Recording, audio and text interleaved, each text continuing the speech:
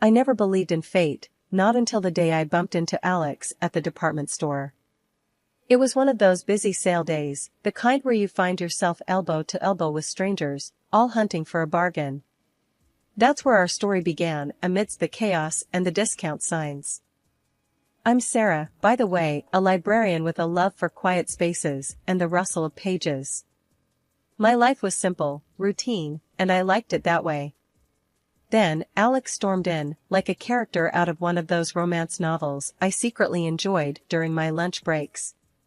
He was a sales manager, a man who thrived in the hustle and the bustle, a stark contrast to my own world. "Hey, watch it!" I snapped as someone's hand brushed against mine, reaching for the last lamp on sale.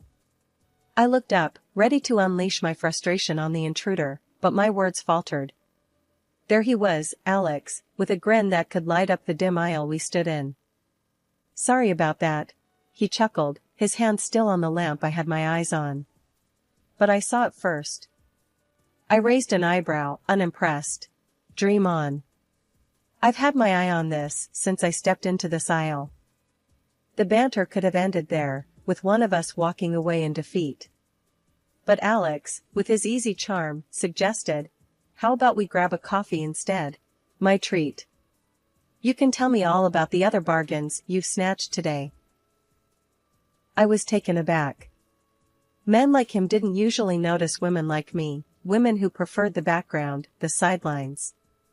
Yet, there was a sincerity in his eyes that caught me off guard. Against my better judgment, I found myself nodding, a small smile creeping up on my face. The coffee shop was crowded, but Alex found us a quiet corner. As we sat, sipping on our drinks, the conversation flowed effortlessly. He talked about his job, how he loved the challenge, the thrill of closing a deal. I shared my passion for books, how each page whisked me away to a different world. "You're interesting, Sarah," he said, his gaze intense. "Most people I meet are all about the surface stuff. But you've got depth." I could feel my cheeks heating up at his words. No one had ever described me like that before. "And you're not what I expected," I admitted. "I thought sales managers were all about the hard sell, the smooth talk." Alex laughed, a deep, rich sound that filled the space between us. "Guilty as charged. But there's more to me than just the job, you know." We talked until the coffee shop began to close, neither of us wanting the night to end. It was then that Alex asked for my number, his phone already in hand. "I'd like to do this again, Sarah." Without the argument over a lamp. I hesitated, a part of me wary of stepping into unknown territory. Yet, as I looked into his eyes, I saw a glimpse of something more, a connection I couldn't quite explain. So, I gave him my number, setting the stage for what would become the most tumultuous chapter of my life. Our chats turned into dates into a relationship, and before I knew it, Alex and I were standing at the altar, promising each other forever. We moved into his house, a cozy little place that soon felt like home. Our dreams of starting a family, however, proved to be a challenge, testing our bond in ways I never imagined. Life has a way of flipping the script on you, doesn't it? For years, Alex and I chased the dream of having a kid, running the gamut of tests only to be told by doctors to keep the faith. We did, until we didn't. Somewhere down the line, hope turned into acceptance that it would just be the two of us. Only, that acceptance brewed a distance between Alex and me, a gap that widened with every late night he spent at work or with his buddies while I was left to stare at the empty rooms of our home. I really tried to bridge that gap. "Alex, maybe we should see someone, a professional to talk about this," I suggested one evening, mustering all the courage I had. He looked at me like I'd suggested selling the house to join the circus. "A shrink? For what? So they can tell us how to talk to each other?" "No way, Sarah." And just like that, the conversation was over before it even began. But life, unpredictable as ever, had another curveball in store. Feeling off one day led me to the hospital, tests, and then the shocker of a lifetime, I was pregnant. The joy of it overwhelmed me, a joy I couldn't wait to share with Alex. His reaction, though, was as cold as ice. Pregnant? Sarah, you know how old you are, right? You're an old 39-year-old woman with your sores and problems. This is risky, dangerous even. Maybe we should think about not going through with it. His words hit me like a slap. Not go through with it? Alex, this is our baby, our miracle. But the Alex standing in front of me wasn't the man I married. This version was distant, cold, and calculated. A miracle? Or a mistake? Think about it, Sarah. Pregnancy was anything but easy. My body felt like it was on a roller coaster, and my heart? Well, it was breaking. Alex's visits were few and far between, each one more awkward and strained than the last. Coming home from the hospital only meant returning to a house that felt less and less like a home. You're not even working, Sarah. I'm out here, busting my ass, and for what? So you can play house? Alex threw those words at me one night, his frustration boiling over. I bit back the hurt, the anger. Playing house? Is that what you think I'm doing? I'm carrying our child, Alex. Our child. But it was like talking to a wall. A wall that was packing its bags and moving farther away from me with each passing day. Our conversations dwindled to nothing, our interactions mere ghostly encounters. The man I once thought I'd grow old with had become a stranger, passing through the life of me and our soon-to-be child like a ship in the night. When I thought I'd faced the toughest battles, life proved me wrong. Giving birth to Daniel was both a miracle and a storm's beginning.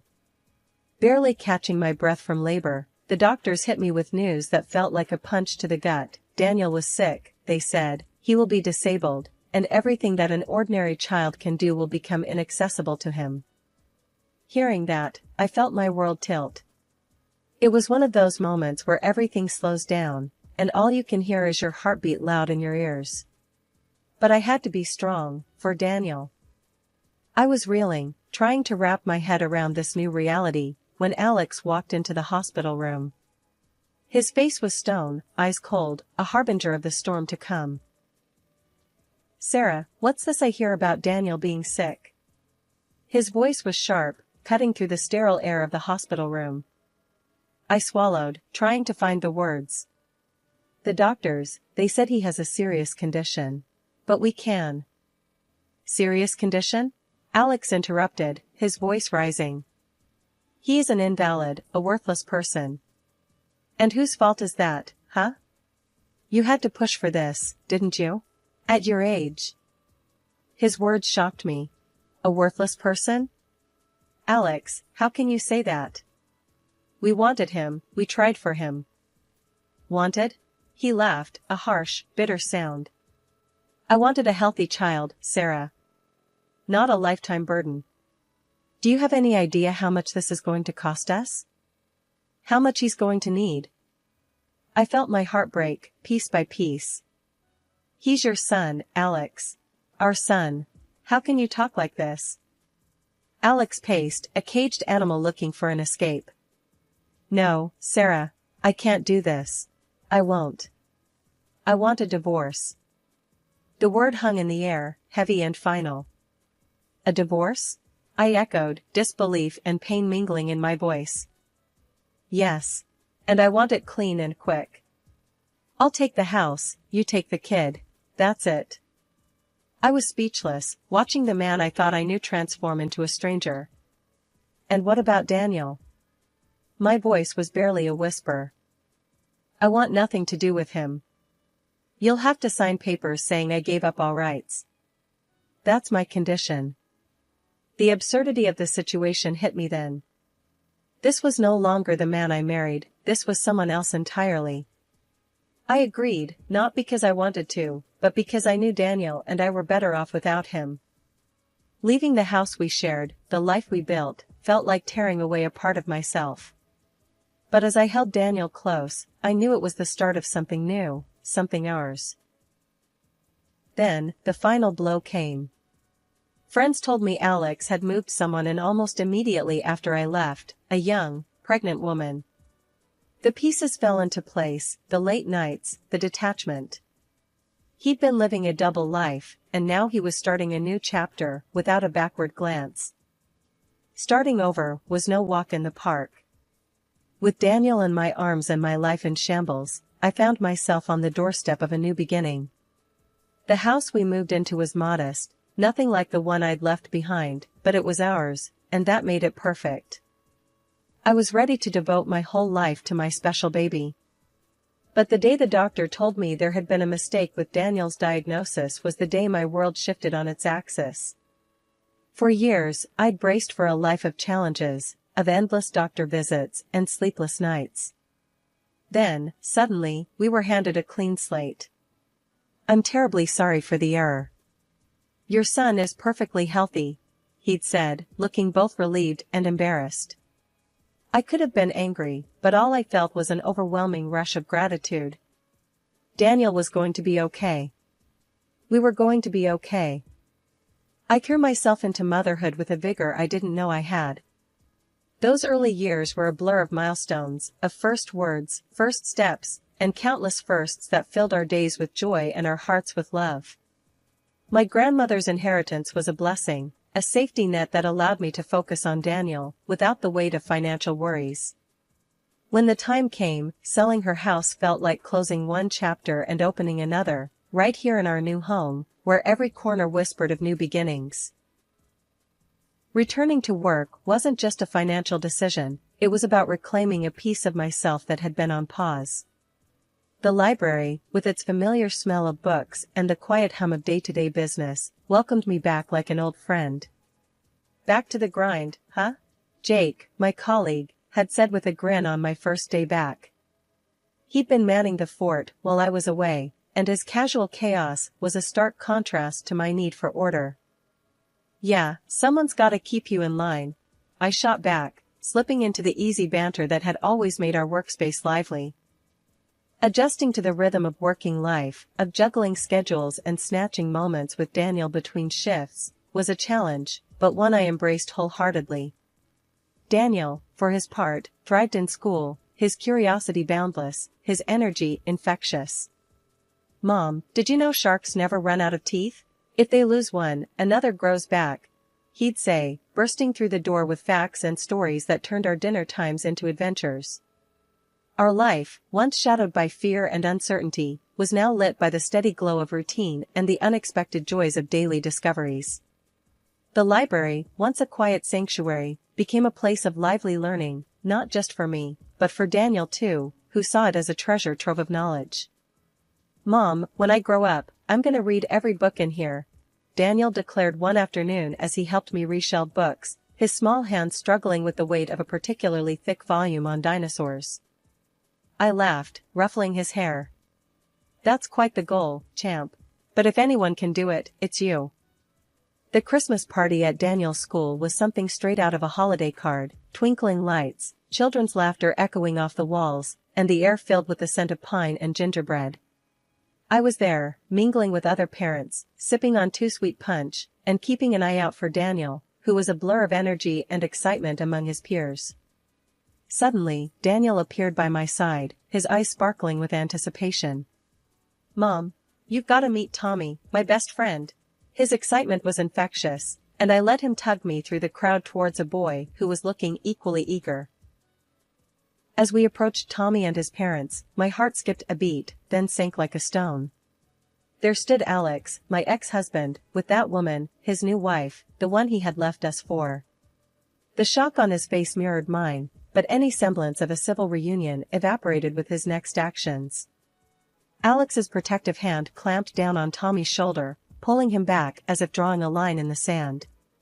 "Tommy, stay away from him," he barked, nodding towards Daniel, with undisguised contempt. "I don't want you mixing with that boy. He's not right." The words were a slap, a brutal reminder of the man Alex had become. "Excuse me?" I managed, my voice sharp with disbelief and rising anger. "What did you just say about our son?" Alex, unfazed, met my gaze with that cold, arrogant look I remembered all too well. "You heard me. I'm not having my son play with someone defective." The ugliness of his words stung, but I squared my shoulders, refusing to let him see how deeply they cut. Defective? Daniel is perfectly healthy, Alex. Not that you'd care enough to know.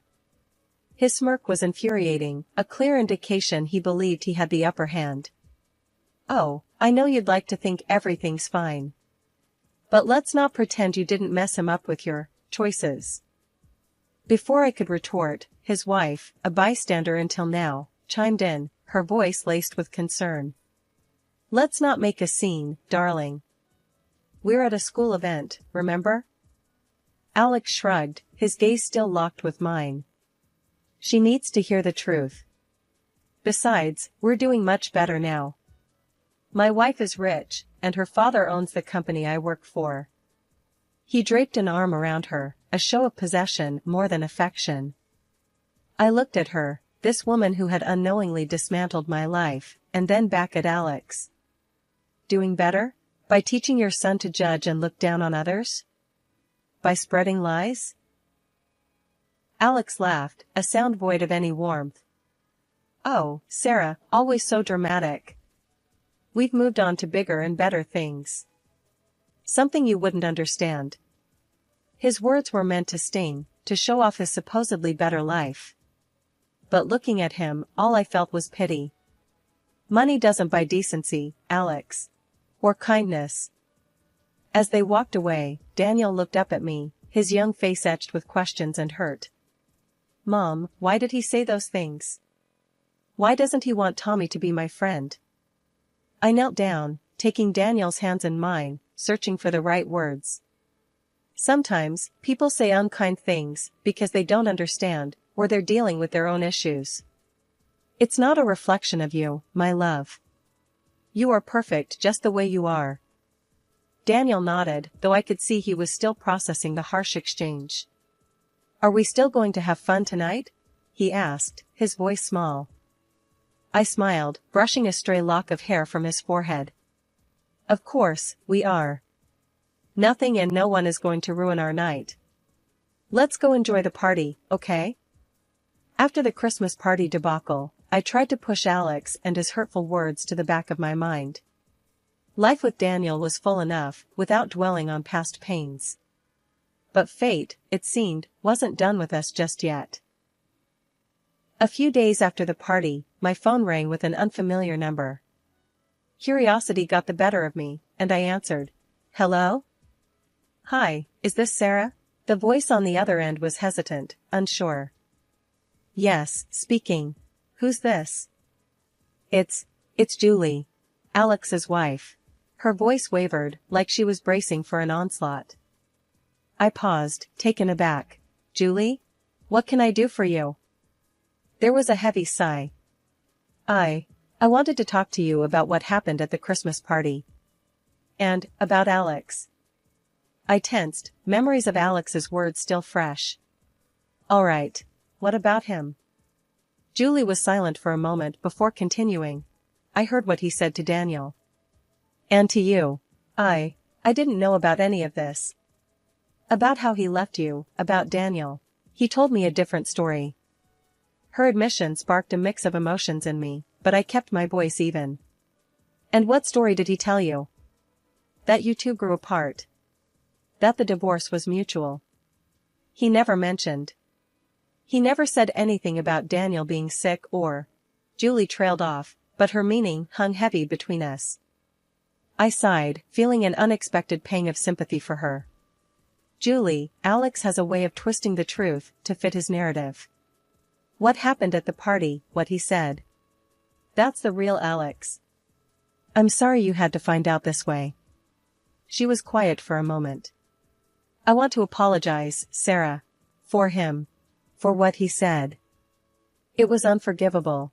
And I'm going to confront him. He needs to take responsibility. We said our goodbyes, a mutual understanding hanging between us. After we hung up, I sat, phone in hand, pondering the strange turn of events. Alex's lies unraveling at the seams, and Julie, caught in the crossfire, seeking truth. 2 weeks later, after Julie's unexpected call, my phone rang, slicing through the quiet of the evening. The screen flashed his name, a reminder of a chapter one thought I had closed for good. With a sigh, I answered, bracing myself for whatever came next. "Sarah, you've ruined everything." Alex's voice was sharp, tinged with desperation and anger. I pulled the phone away from my ear for a moment, taking a deep breath before responding. "Ruin everything? Alex, whatever's happening is on you, not me." He was practically seething on the other end. "Julie's leaving me. She found out about how I treated you, and then she got detectives on me." Found out I messed up again. I couldn't help but let out a bitter laugh. "So, let me get this straight. Julie left you because you're the same lying cheat you've always been, and somehow this is my fault?" "It wouldn't have happened if you hadn't talked to her," he accused, his logic as flawed as ever. "Alex, I didn't tell Julie to hire detectives. And I didn't make you cheat. You did that all on your own," I said, my voice firm, devoid of any sympathy I might have once had for him. There was a pause, and when he spoke again, his voice was laced with a desperation I hadn't heard before. "I've lost everything, Sarah. Julie's dad fired me from the company. She's taking the house, the cars, everything. I have nothing." I shook my head, even though he couldn't see. "And you think this is my problem because we were married once. We have Daniel. And I know I've been terrible, but I've changed, Sarah. I've realized everything now. Please, can we try again? For Daniel?" The audacity of his request left me speechless for a moment. "Alex, you haven't changed. You're only sorry because you got caught and lost everything. And even suggesting we try again? That ship didn't just sail, it sank. Daniel and we're doing fine. Better than fine, actually. And we don't need someone who only comes around when they've hit rock bottom." "But I have nowhere else to go," he pleaded, his voice breaking. "That's not my problem, Alex. You made your bed, and now you have to lie in it. Alone," I said, my tone final. He tried to argue, to bargain, but I cut him off. "No, Alex. This is where it ends. You need to figure out your own life, without dragging us down with you. Goodbye." I hung up before he could say another word, the finality of the gesture making my heart race. It was done. I turned off my phone, not wanting any more disruptions for the evening. A couple of months after the whole debacle with Alex, I got a call out of the blue from Julie, his now ex-wife. She wanted to meet up, kids in tow, for a coffee chat. Curiosity piqued and a bit wary, I agreed. Daniel was always asking about Tommy, so I thought, why not? We met at a cozy little cafe downtown, a neutral ground of sorts. Julie was there with Tommy, both looking a bit apprehensive, but hopeful. Daniel lit up at the sight of his half-brother, and within minutes, the kids were chattering away like old times, the awkwardness melting away under their shared excitement. Julie and I found a quiet table, coffee in hand, a world apart from the chaos of our children's laughter. "So, I heard you finally went through with the divorce," I ventured, trying to tread lightly. She nodded, a mix of relief and resignation in her eyes. "Yeah, I did. It was messy. But I'm out on the other side now. Feels like I can finally breathe again." I could relate, remembering my own tangled exit from Alex's life. "I'm glad for you, Julie. It's not easy, walking away, but sometimes it's the only way forward." Julie sipped her coffee, then looked at me, a determination in her gaze. He showed his true colors, through and through. Made the divorce hell. But I'm glad it's over. And I've been thinking, our boys, they're half-brothers. Despite Alex being, well, Alex, I don't want Tommy growing up without knowing Daniel. Her suggestion took me by surprise, but the more I thought about it, the more it made sense. "I'd like that," I admitted. "Daniel's always asking about Tommy. They're good for each other, it seems." Watching our sons play, I couldn't help but marvel at how life had turned out. A few years ago, I never would have imagined sitting here, chatting with you, watching our kids play together, I said, a smile tugging at my lips. Julie chuckled, a sound of genuine amusement. Life's funny that way, isn't it? Throws you curves, and you end up finding family in the most unexpected places. Our conversation flowed easily after that, the initial awkwardness giving way to a shared understanding. We talked about the kids, about moving forward, about building a life after Alex. It was cathartic, in a way I hadn't anticipated. Driving home, Daniel buzzing with stories about his afternoon with Tommy, I realized that this was what moving forward looked like. It wasn't just about leaving the past behind, it was about building something new, something better, from the pieces.